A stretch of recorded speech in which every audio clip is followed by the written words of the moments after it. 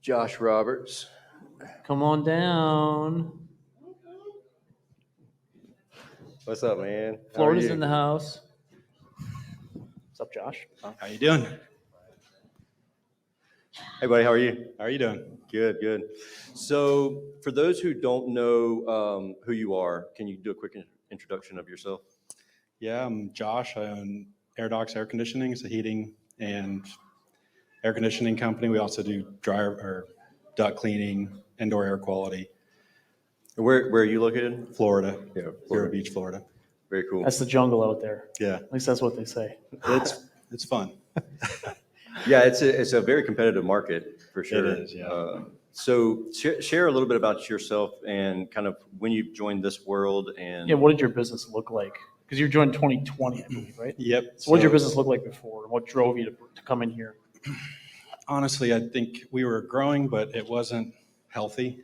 Yeah. And it was kind of by luck, I guess, or very Not by hard design. work. Yeah. I'm sure you've heard that before. Yeah, and the profit wasn't where it was supposed to be. I just knew that there was stuff that I didn't have that I needed.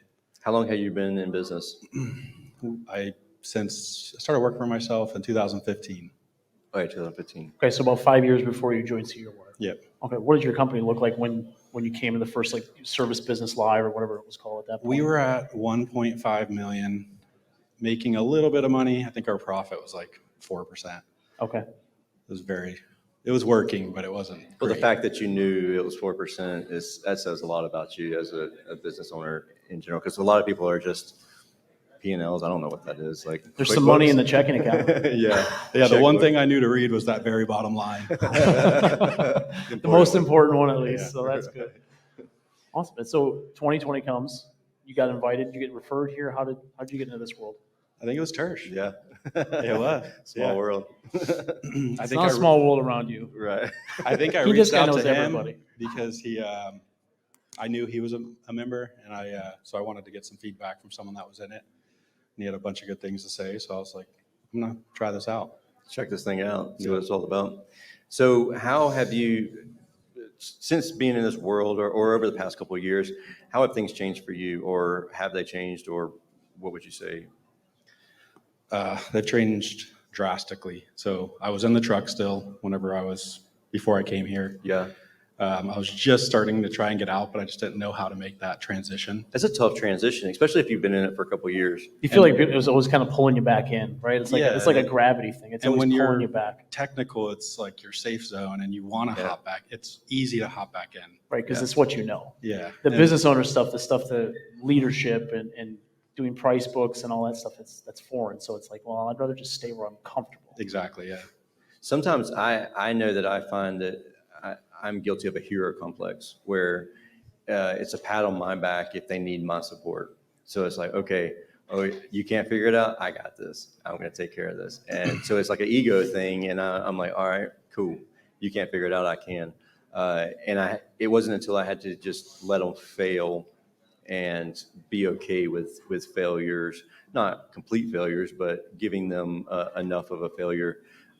That's whenever we kind of really took off in that area, because otherwise I was wearing myself out just constantly going and being tech support I remember one time where I had 135 phone calls in one day, and I said, that is obnoxious. Like I literally cannot do anything. I have 135 phone calls. And the one that really just broke the camel's back was when the guy called me and said, what do you think's wrong with this unit? And I was like, what's your pressures?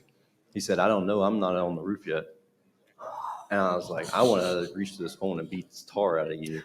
And so the next day I implemented this new process where they had to provide me with 3 solutions to every problem that they had. And if they didn't, I hung up on them. And the first time I did it, I was like, and I went through the whole process with everybody. I said, what's your 3 solutions to this problem? So at least I knew that they put some thought and effort into it. And they're like, I don't have any solutions. And I hung up on them. They called me back. They said, I think we got disconnected. I said, yeah, we did. Click. And they got the message. So it was one of those things where it was challenging to not answer the question, because I knew the answer to the question. It was a very simple answer, but it was partially we were buddies, and they wanted to have a conversation, and the other part of it was they were just being lazy. And I couldn't grow a company whenever you're on the phone 135 times a day. So getting out of my way with my ego, that really helped me a ton there. But I don't know if that's you or not. That's just That is exactly what was happening. So Yeah. I actually did the same thing, counted the calls and had a conversation with one of the techs because he called me 27 times in a day. Yeah. And he only had 5 calls. So, it's exactly what you said. It's laziness or them training us, or we're training them. So we give them those answers. They're just going to keep calling. It makes their job easier. Yeah. So we gotta. Well, then they have the backing of the owner, right? They're like, Yeah. well, I'm safe because the owner said this is the way to do it, and if I do it that way, I can't get in trouble. Yep. That's So good. it's Good like point. a scapegoat kind Yeah, of thing. scapegoat. Something you said there that I want to make sure that everybody really catches is that they were either training you or you were training them. And something that Ari Mizell said to us a while back that really stuck with me is every time you communicate with someone, you're training them on how you're willing to be communicated with.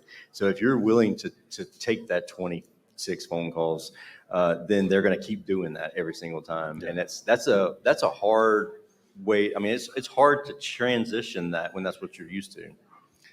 Yeah. And I mean, really you just have to not answer. Yeah, And just then make rip the them Band-Aid off. struggle, make them fail, like you said, and then they learn from it. They don't learn from us helping them, at least not very quickly. It's like children. Yeah.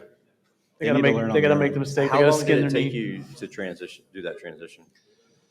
Did you just like rip the Band-Aid off and just not answer phone calls like I did? Yeah, I did, Probably because failed I think some. it was that day when I counted 27 calls from one person. I think it was 70 or The something. fact that you knew how many phone calls it obviously bothered you. It's like, okay, Right. there's a problem. Yeah. And that's when I realized something has to change because there's no reason for me to even be in the office. I want to answer this many calls, because I can't get anything done. 100%. I literally was sitting at my desk and I was like, why am I even here? Like, I should just be at the house because I'm just answering phones all day. Like, this is ridiculous. So how did that, when you made the transition, you finally pulled the Band-Aid off, you made the transition to be the owner, not the tech. What did you see difference happen with your guys, your team? What happened after that point?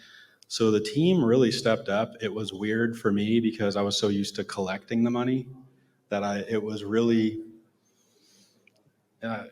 gave me a lot of anxiety not collecting the money. It was, because I was so used to seeing it on every call. So that was probably the most difficult part. It's like, okay, we're still in business, like we're still collecting money. I just don't physically take it, So I would say it took me at least 6 months to get out of the van completely and I had to give my van away. I had to do it or else it would have never happened. That's the same with me. I've heard people do that when they give their tools away. Like, literally, here's all my tools. I don't ever want to see them again. I've done that before and then bought the tools back again.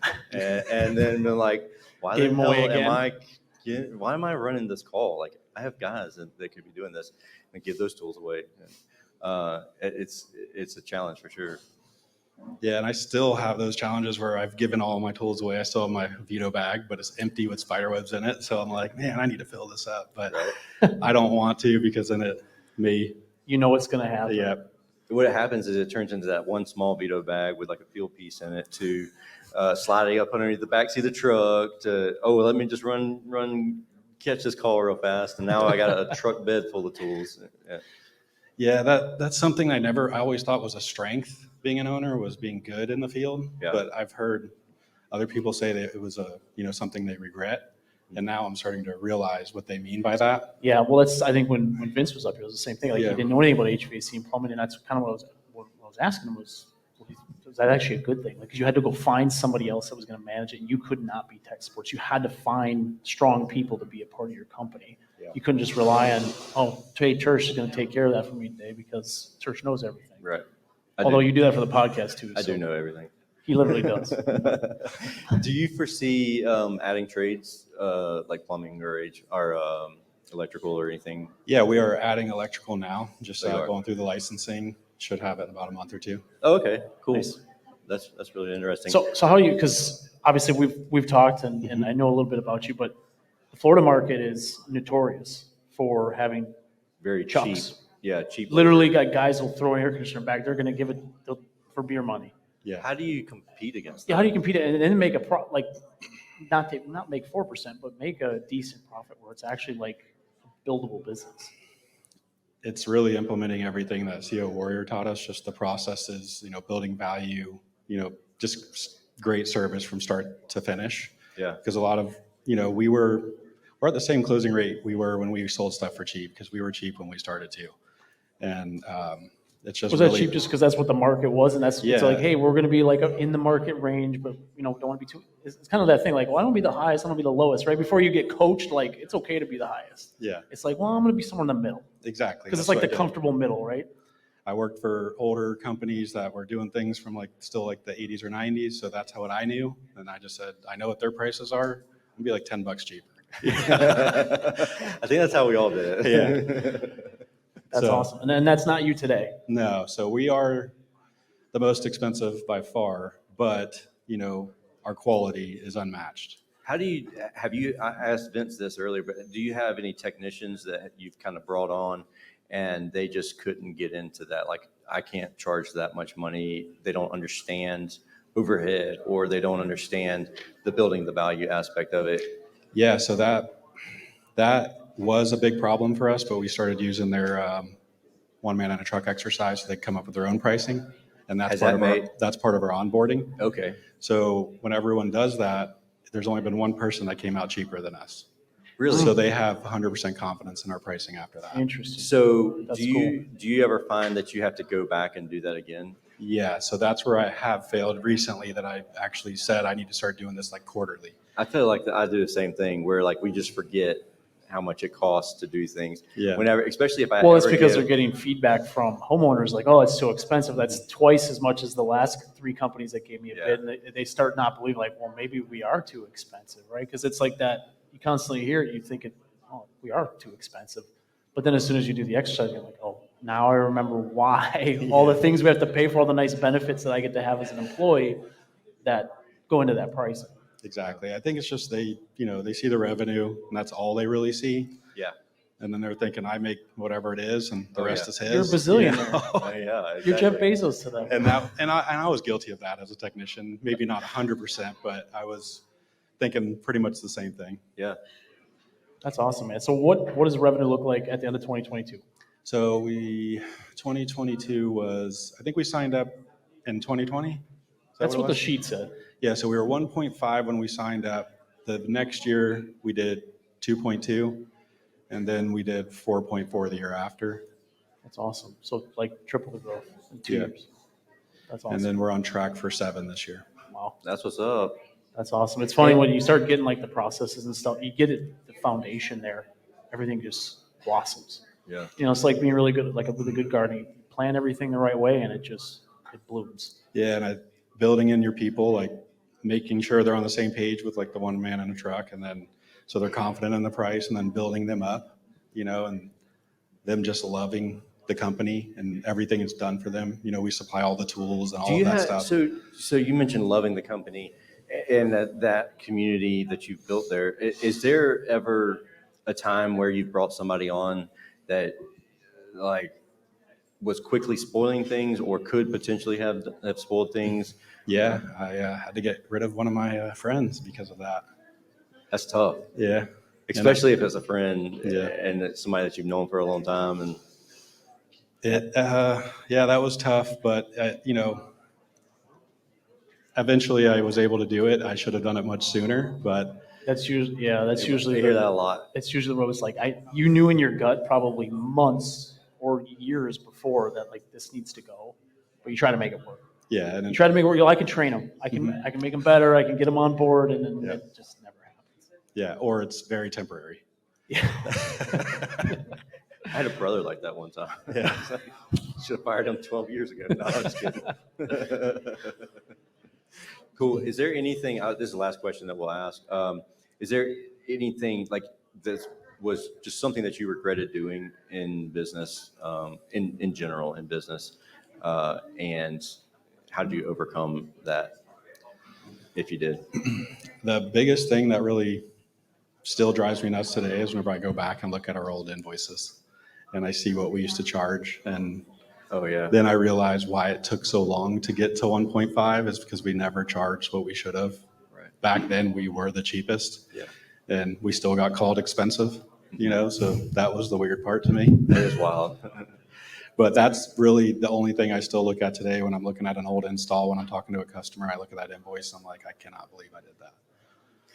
You work so hard, like you're working yourself to the bone and undercharging. Yep. Yeah. And paying Doesn't myself make nothing. sense. When you, now that pay you know yourself what you know, it's like, what the hell was I thinking? Like, why was I doing this for so long? I was so scared to rip someone off, and I was really just ripping off myself Yourself. the entire time. Yeah. I would go with months without pay, Yeah. Yep.